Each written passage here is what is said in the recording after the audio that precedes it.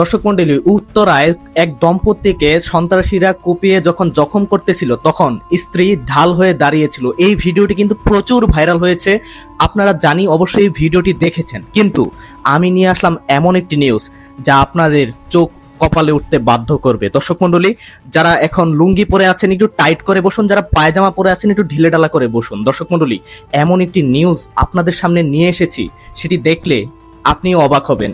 ওই যে একটা ঘটনা দেখছিলেন, মনে আছে, যে ছেলে মাকে হত্যা করেছিল, কিন্তু পরে পুলিশের তদন্তে বেরিয়ে এসেছিল ভিন্ন তথ্য, অন্য একটা মোড় নিয়েছিল। আজকের ঘটনাটাও সেরকম। এই ঘটনায় অন্য একটা মোড় নিয়ে আসলাম, নতুন একটা খবর। সেটা হচ্ছে, সেখানে যে মহিলাটা পুরুষের সামনে ঢাল হয়ে দাঁড়িয়েছিল স্বামীকে বাঁচানোর জন্য, তারা আসলে স্বামী স্ত্রীই নয়। তার আসল স্ত্রী এখন সংবাদ সম্মেলনে এসেছেন এবং বিচার চাচ্ছেন স্বামীর জন্যই। কিসের জন্য চাচ্ছে আপনাদেরকে বলছি। সেটা হচ্ছে, তার স্ত্রী বলছেন তার স্বামী নাকি তার 2 বাচ্চা রেখে সেই মহিলা, ওই যে তার স্বামীকে বাঁচিয়েছিলেন, আপনারা বলছেন, ভাইরাল করছেন নেট দুনিয়ায়, সেই মহিলা নাকি তৃতীয় পক্ষ তাদের সংসারে এসে তাদের সংসারে ঝামেলা করেছে এবং তাদের সংসারটা বরবাদ করে দিয়েছেন। দর্শক মন্ডলী, সেই লোকটির আরো 2টি সন্তান আছে, 4 বছরের 2 বছরের এরকম আরো সন্তান আছে, এবং সেই মহিলাটি অনেক অচল, সে নাকি চলতে পারে না, এরকম টাকাও নাই তার কাছে।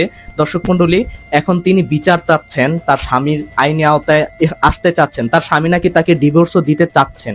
কিন্তু আমরা যদি কমেন্ট বক্স চেক করি, জনগণের মতামত আরো ভিন্ন। সেখানে জনগণ বলছেন এই মহিলা নাকি সুবিধার না, তারপরে অনেকেই বলছেন এই মহিলাই নাকি তাদের উপরে কিশোর গ্যাং ভাড়া করে হামলা করেছিল, ওই যে জেলাস ফিল হয়ে আর কি।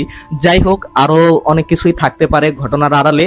তো আর বেশি কথা বলবো না, চলুন সব কথাগুলো তার আসল স্ত্রীর মুখ থেকেই শুনে আসি। HPTV surviving in the way of Allah. ওখানে কেন হামলা হয়েছে, তার উপর কোন প্রসেসে হামলা হয়েছে, আমি আসলে কিছুই জানি না। আমি যতটুকু জেনেছি আপনাদের এই সামাজিক গণমাধ্যমের মাধ্যমে জেনেছি। আমি অন্য কোনো পারপাস কিছুই জানি না, এই সম্পর্কে আমি আসলে কিছু জানি না। তবে তিনি গুরুতর আহত এবং উনি হসপিটালাইজড।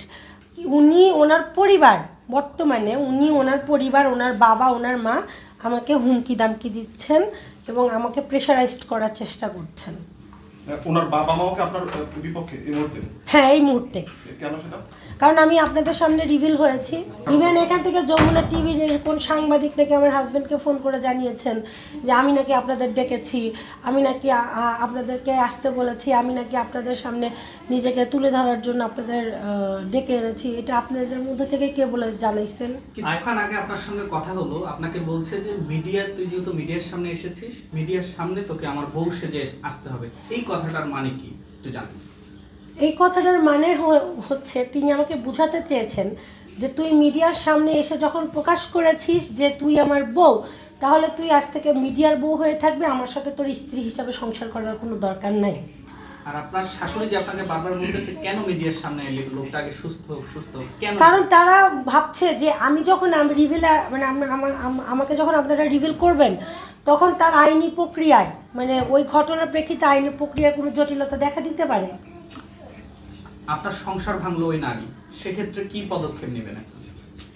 পদক্ষেপ নিব হচ্ছে, আমি আইনের সহায়তা চাই আপনাদের মাধ্যমে। আমি চাই আইনি প্রক্রিয়া যেন একটা সুষ্ঠু বিচার হয়, এটাই। বাচ্চাদের ভবিষ্যৎ কি হবে? বাচ্চাদের ভবিষ্যতেও আমি চাই এই আইনি প্রক্রিয়ার দ্বারা সুষ্ঠুভাবে তাদের ভবিষ্যৎ সুনিশ্চিত হোক।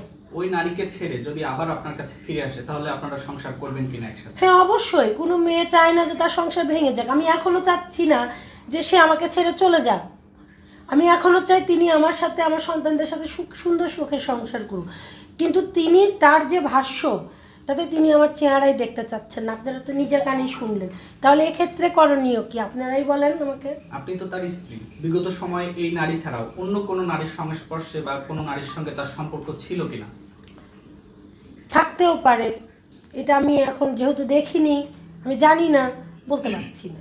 আপনার কাছে তো ফোন এসেছিল, তারপরে এত বিশ্বাস অর্জন হলো কিভাবে? আপনি কিভাবে বুঝতে পারলেন যে তিনি তার কলিগ বা অন্য বন্ধু? আমি যখন ওনাকে বলি যে আপনি ওনার সাথে আপনার কি সম্পর্ক, বা আপনি ওনার সাথে বা যদি কোনো সম্পর্কে আগান, যে ওখান থেকে ফিরে আসেন, তখন উনি আমাকে বলেছিল উনি তার বলে। আপনাদের সংসার জীবনটা কেমন কাটছিল যদি একটু জানাতেন? আমাদের সংসারটা ভালোই কাটছিল, কিন্তু কিছুদিন হলো মানে সংসার এলোমেলো হয়ে গেছে। কারণটা কি এলোমেলো হওয়ার কারণটা কি? এলোমেলো হয়ে গেল কারণ যখন তৃতীয় পক্ষ আপনার মধ্যে ইনভলভ হবে তখন স্বাভাবিকতই আপনার মানে মনের পরিবর্তন আসবে। মানে শাসাচ্ছেন আমি যেন এই বাসা থেকে আপসে বের হয়ে যাই, কিন্তু আমার সেরকম অ্যাবিলিটি নাই। আমি দুটো সন্তান নিয়ে কোথায় যাব, আচ্ছা কোথায় যাব?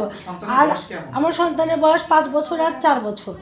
তো আমি এই দুটো সন্তান নিয়ে কোথায় যাব? আমি আপনাদের পাশে রেখে আমি আইনের মাধ্যমে যেতে চাচ্ছি। আপনার আইনের সাপোর্ট দেন আমাকে, সেই হিসাবে তখন তিনি ব্যবস্থা নেবেন যে আমার আর আমার সন্তানদের কিভাবে উনি আমার সাথে স্টে করবেন কি করবেন না, বা আমার সন্তানদের সাথে উনি থাকবেন কি থাকবেন না, এটা উনি বলবেন। পাশে যে দুজন দেখতে পাচ্ছেন আপনার মেয়ে? হ্যাঁ, এনারা ওনার মেহবুল হাসানের মেয়ে এবং আমার মেয়ে। দর্শক মন্ডলী শুনতেই পেলেন তার আসল স্ত্রী কি বলল। যদি এই কথাগুলো সত্যি হয়ে থাকে তাহলে তো বুঝতেই পারছেন আমরা যেটা বলছি আর কি, যে স্বামীকে বাঁচানোর জন্য স্ত্রী ঢাল হয়ে দাঁড়িয়েছিলেন, তাহলে তো সেই তথ্যটি একদমই ফেক, কারণ সেটা তার ওয়াইফই ছিল না, সেটা ছিল তার পরকীয়া প্রেমিক। দর্শক মন্ডলী অনেকেই কমেন্ট করছেন যে তার স্ত্রী থেকে নাকি তার পরকীয়া প্রেমিক তাকে বেশি ভালোবাসে, কারণ তার স্ত্রী তাকে দেখতে পাচ্ছেন না এবং মিডিয়ার সামনে এসে তার নামে বদনাম করে যাচ্ছেন, এবং তার পরকীয়া প্রেমিক দেখতেই পেলেন কিভাবে সন্ত্রাসীদের হাত থেকে স্বামীকে বাঁচানোর জন্য সামনে ঢাল হয়ে দাঁড়িয়েছিলেন। তাহলে কি বোঝা যাচ্ছে এই ঘটনায়? তার স্ত্রী থেকে কি তার পরকীয়া প্রেমিক বেশি ভালোবাসেন তাকে? দর্শক মন্ডলী সেগুলো তাদের হিসাব, কিন্তু আমার কথা হলো এখানে তার সংসার আছে, বাচ্চা আছে, এগুলো সে রেখে এভাবে চলে যেতে পারে না বা ডিভোর্সও যেতে পারে না। অবশ্যই কোনো কারণ দেখিয়ে তার এখান থেকে যাওয়া উচিত বা এই সম্পর্ক শেষ করা উচিত। এটা সম্পূর্ণই তাদের ব্যক্তিগত ব্যাপার। আমার দায়িত্ব হলো আপনাদেরকে নিউজটা জানানোর, তাই নিউজটা জানিয়ে দিলাম। এখানে তার আসল স্ত্রী তিনি এসে সবকিছু বলেই দিয়েছেন, আপনারা শুনতেই পেয়েছেন। তো এখানে আমার আর নতুন করে কিছু বলার নাই। তারপরেও যেটা বলার সেটা হচ্ছে যে আমরা আসলে এরকম একটা জাতি, কোনো কিছু পেলে হুট করে শেয়ার করে দিই, কোনো কিছু যাচাই বাছাই করি না। তো যাই হোক, রাসূল সাল্লাল্লাহু আলাইহি ওয়াসাল্লামের একটি হাদিস মনে রাখবেন যে যাহা শোনো তাহা বলিতে থাকা কোনো ব্যক্তি মিথ্যাবাদী হইবার জন্য যথেষ্ট। এই হাদিস দ্বারা বোঝা যায় যে যা শুনতেছি তা যদি প্রচার করে দিই তাহলে কিন্তু আমরাও মিথ্যাবাদী হয়ে গেলাম। তাই সবসময় সবকিছুকে 100তে 100 ধরে নেবেন না। একটা সংবাদ পেলেই কিন্তু সেটাকে শেয়ার করে দিতে হয় না, জাস্টিফাই করতে হয়। তাই সকল মিডিয়ার কাছে আবেদন, সকল সংবাদ সবসময় জাস্টিফাই করবেন। এটা বলার কারণ হচ্ছে বিগত দিনেও আমরা কিন্তু দেখেছি এরকম ঘটনা আরো ঘটেছে। তাই বলছি সবসময় জাস্টিফাই করে একদম বেছে বুঝে যেটা সত্যি কিনা সেটা দেখে তারপরে প্রচার করাই ভালো। দর্শক মন্ডলী দেখতেই পেলেন তার আসল স্ত্রী লাইভে এসে মিডিয়াকে এনে একদম বলছেন, এবং তার শাশুড়িও তাকে হুমকি দামকি দিয়েছেন। তার স্বামী এখন আহত আছেন, হসপিটালে আছেন। তো যাই হোক, তিনি যদি তার স্বামীকে ভালোই বেসে থাকেন অবশ্যই এখন তার স্বামীর পাশে দাঁড়ানো উচিত এবং সংসারটাকে আবার কিভাবে জোড়া লাগানো যায় সেটাই করা উচিত। তো তিনি সেটা না করে আমাদের কাছে বিচার চাচ্ছেন এবং আইনি ব্যবস্থা নেওয়ার জন্য সাংবাদিকদের কাছে সাহায্য চাচ্ছেন। তো দর্শক মন্ডলী এখানে পরামর্শ অবশ্যই থাকবে তিনি যাতে তার সংসারটা আবার গুছিয়ে নেন।